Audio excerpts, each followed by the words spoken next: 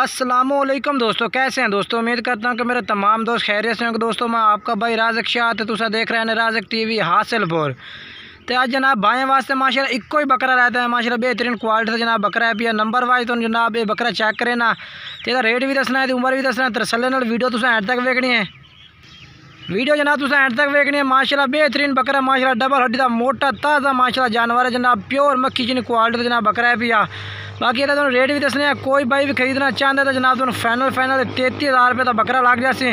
बाकी सामने number screen तो चाह रहे, व्हाट्सअप नंबर भी है, कॉल नंबर भी है।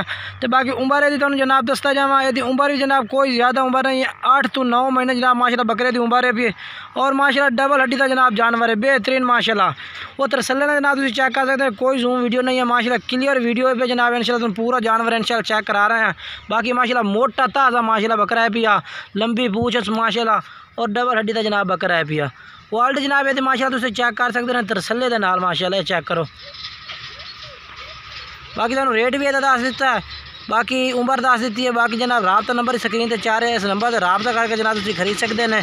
जेडे शहर आखसो वो शहर कार्गो भी हो जासे, जेडे शहर आखसो कार्गो सहूलत जनाब पूरे आल पाकिस्तान में मौजूद है। जेडे शहर आखसो वो शहर कार्गो करा देता है। बाकी वीडियो अच्छी लगे वीडियो लाइक करना, शेयर करना और कमेंट्स करके दसना कि जानवर किस तरह लगा है और रेट किस तरह लगा दोनों।